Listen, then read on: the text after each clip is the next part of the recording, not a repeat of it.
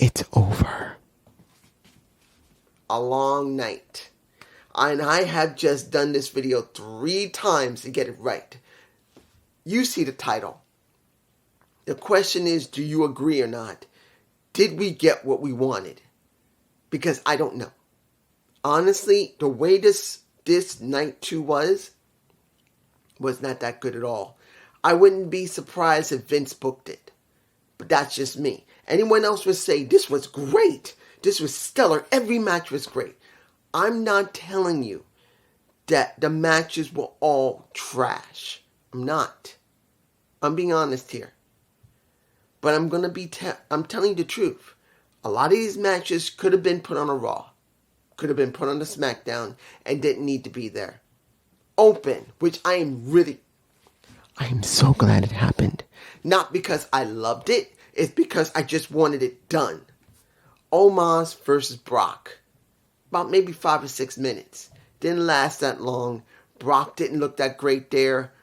Omos didn't look that great there. And it's Vince McMahon's booking. So you know Brock Lesnar is not jobbing. That's what happened. Brock should have jobbed. Let's make this clear. You want to put over younger talent. I'm not saying Omos is great, but Omos would have got a good rub beating a Brock Lesnar in WrestleMania as the opener. Nope.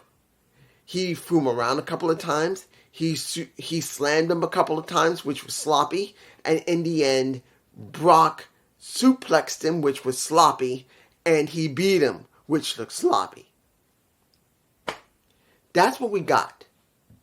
When Vince is booking, you're not going to get the younger generation getting booked correctly. And Omos isn't that great of a wrestler. And understand, I don't hate him. I don't.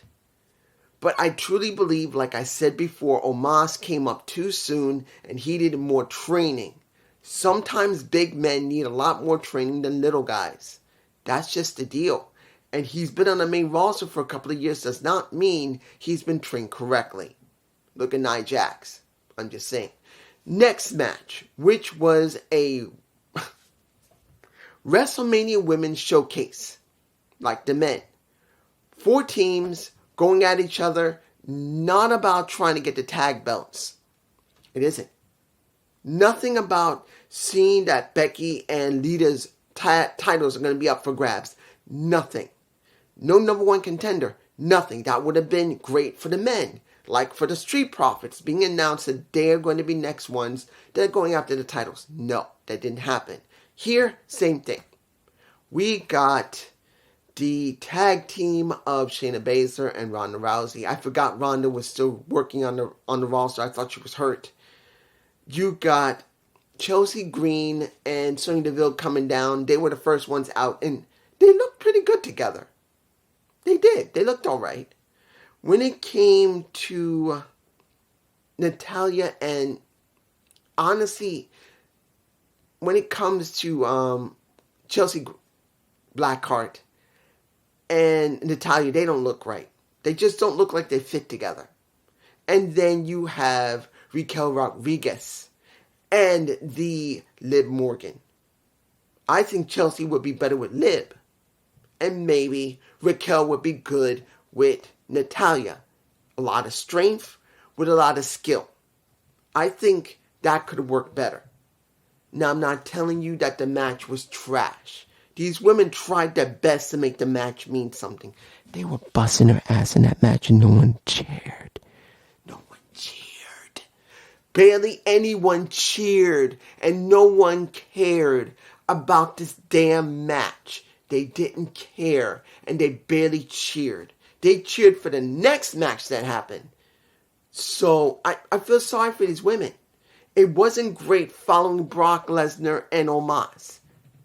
But once they were trying their hardest and with barely any cheering, you got the most typical team that shouldn't even be a team, and that's Shayna Baszler and Ronda Rousey. I would rather see Shayna Baszler face of Ronda Rousey. That would have been a more interesting story where 2 MMA fighters who've known each other for years, who have been great friends, where they both decided to go into pro wrestling. Shayna first, then Ronda.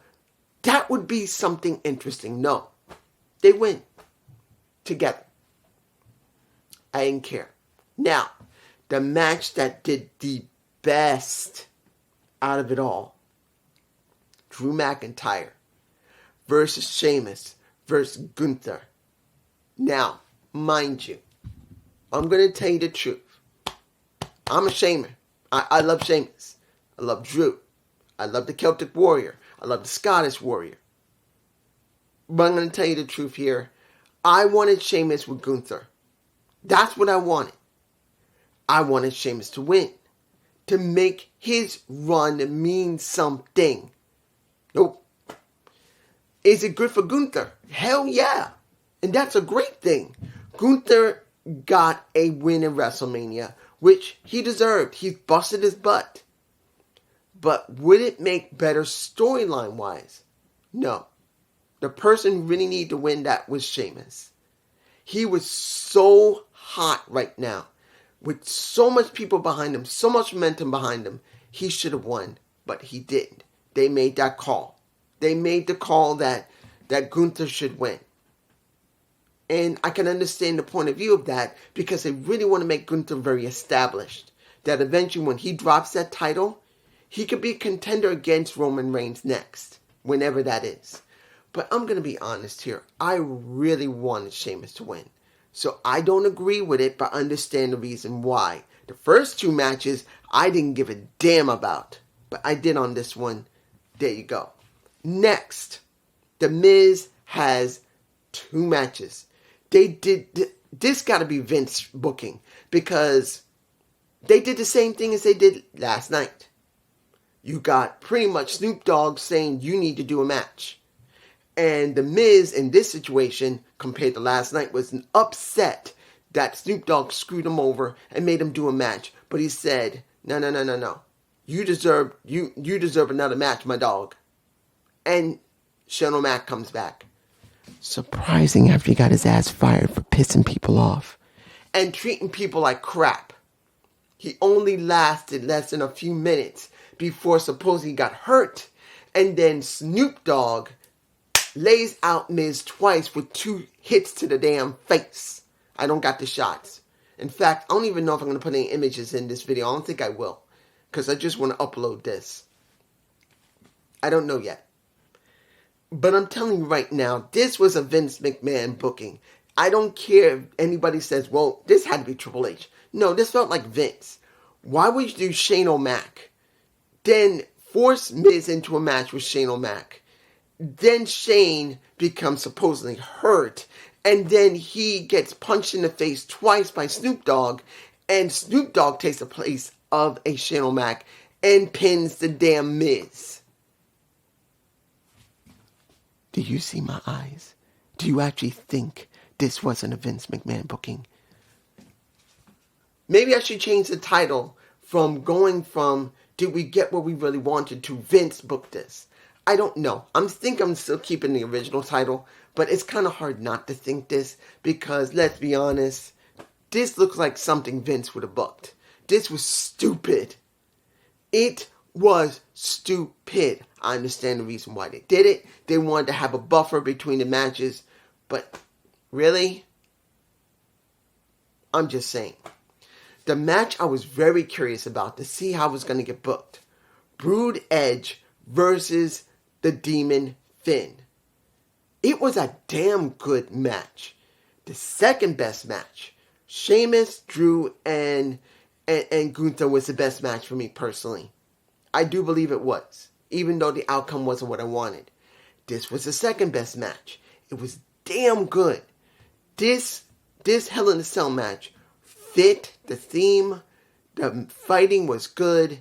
And in the end, Finn was defeated and Edge won. Does this mean the storyline between Edge and... I don't know.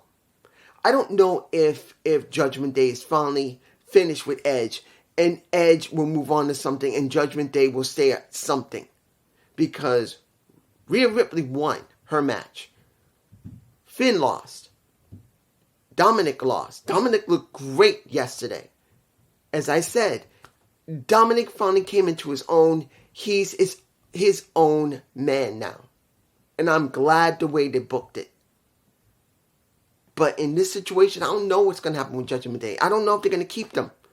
I guess they will, but the question is, will they just keep doing it because they got nothing else to do? I don't know. You guys tell me below. Now, how can I say this? When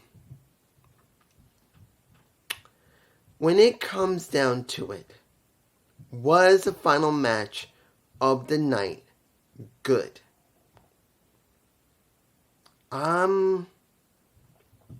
It was damn good. It was damn good. But did I believe that Cody was going to win? No. I'm going to say this now. I didn't believe 1 minute that Cody was going to win those damn titles. I didn't believe it due to the fact of how forced they made it clear that he's nearing 1,000 days. If they didn't bring that up, I thought there was a good chance. But when they said he's over 900 something days, no. I'm going to be honest here. This is truly honest. There's only one person currently that exists in the pro wrestling industry that had a run longer than Roman Reigns. And that is Nick Aldis. He almost hit 1,200 days as the NWA World Heavyweight Champion. And I had a feeling that Vince heard that, saying that, oh, the NWA Champion's been around for almost 3 years. I bet you 100% that Vince is going to try and top that. He's not going to try and top Bruno Sammartino, Pedro Morales, Bob Backlund, or Hulk Hogan. I think he wants Roman Reigns to beat Nick Aldis' record of how long he had been champion. Not for them. He doesn't want them to break it. He doesn't want to break Bruno Sammartino's or Hulk Hogan, Bob Backlund, or Pedro Morales. He doesn't want to break their records. He wants to break Nick Aldis' record for the most modern champion in this time right now. That's what I think he wants to do. And that's only like 150 days. If he hits 1,200, he's golden. He'll be bigger than anyone that existed from any promotion that exists right now, no matter if in the Indies or one of the established promotions that's still in existence like NWA, MLW, or maybe New Japan Pro Wrestling. And I could be wrong about New Japan because I don't know how long they kept their champions. Has it been 4 years, 5 years? I don't know. I know they can last up to 2 years easily. But he's already beaten that. So he's trying to get to 300. I'm sure he's going to try and beat something. That's just me. Was the story between Cody and Roman good? Yes, it was. It was very good. It was a very good showing for a Roman Reigns working with Cody, where there was a little bit of dissension, a little bit of questioning, because he thinks he's all of it. And then Cody shows him that, I got something too. My family ain't nothing. I ain't nothing. My brother ain't nothing. And the one thing I felt that was interesting before the match, Brody Lee's son was there. Luke Harper's son was at not ringside, but seeing Cody's family there, seeing his daughter, seeing his wife, his mother, fine. But seeing Brody Lee's son, that one was a surprise. I was very surprised that they said that he was there. Now, it doesn't mean he has to be barred because everyone still loved Luke Harper. I was just surprised to see that his son was there. Looked like he was by himself, probably with Cody's family. I'm sure his mother might have been there, but just in case they say, we don't want to have any problems, you can bring Brody Lee's son, we'll be fine. That's how it felt. And seeing that the Usos tried to interfere, they did, and it didn't work. Seeing Solo Sikoa being the one that was instrumental and that they managed to win that way. Because yes, Sammy came out Kevin Owens came out to stop the Usos. They were facing that way. Solo used a chair, whacked in the ribs right here to a Cody Rhodes, which he was laboring most of the match and trying to sell as much as he could. And then eventually, when he already did 2 crossroads on Roman, right before Solo gave him the spike to the throat, that's where it went. And Cody looked defeated. Fine. In fact, I'm kind of happy that happened. Because the way that he came in from the Royal Rumble, I didn't 100% agree. It would have been better if he built up into it. And maybe he'll have a second shot at, guess what? SummerSlam. He could try again in SummerSlam. Or maybe Survivor Series might be the best time to let Cody get those damn titles. Depending on how he's booked from now on. And this is the big question I pose to everyone below. This Monday on Raw, going forward, how are they going to book Cody? How are they going to book Roman? Roman has gone through everyone. And I did see, just in case someone asked, dude, did you know that The Rock did a video and put it on Instagram? Or on Twitter, I think Twitter and Instagram? Yes, I did see it. I saw just Alex responding to it. And I'm not saying that he won't be there at SummerSlam. I'm not saying he won't be there at Royal Rumble. I don't know. I'm not banking on it. But I'm banking on Cody. And the way I feel is this. Cody came back. They tried to rush him into WrestleMania, give him that spot. But they knew that he would not be 100% wanted. That's the reason why I lost. I still believe that Roman is going to try and break Nick Aldis' record of being over 1,100 days. Because he's at 960 now. What is it, 960, 964? He can do it in about 2 or 3 months. He will beat it. But to me personally, I think if he's going to eventually drop the titles and split them off, it will be halfway through this year to near the end. That's what I think. Whether The Rock is there or not. I believe Cody will get a second shot and he will eventually get one of those titles or both. That's what I think is going to happen. So, was this a good pay-per-view? Half of it sucked. Omos and Brock Lesnar was not that good, but I'm glad it opened the show so it was out of the way quickly. The women's showcase fatal 4-way tag match, I didn't care about. The Miz dealing with Shane McMahon, who acted hurt really quick, so it could be Snoop Dogg that can punch out the Miz twice and then get the pin on WrestleMania. That looks stupid. And then the remaining matches, Gunther, Sheamus, and Drew was my favorite match. Even though Sheamus didn't win, which I do believe he should have won, but I can understand why they didn't do it. They really want to give a shine to Gunther. The Finn Balor and the Edge match was great. And then the Roman Reigns and Cody Rhodes match. Was it bad? Hell no. Was it great? Yes. But it was not the greatest match out of the entire card. The one I just said is. Then Hell in a Cell. Then the end of the show. And I have to say this. It took them a while to clean up the mess from Hell in a Cell. Because they showed a lot of commercials. Woo! To be honest, I started falling asleep. But I'm going to say this. If anybody want to know, dude, what do you think of night 1 and 2? Which one is better? Night 1 easily was better than night 2. Flat out. There were less matches there that sucked. There they had maybe 2 matches that didn't need to be there. Here they had the opener, the women's tag match, the Miz dealing with Shane, the Miz dealing with Snoop Dogg. That's 4 matches, even though 2 of them were less than a minute together.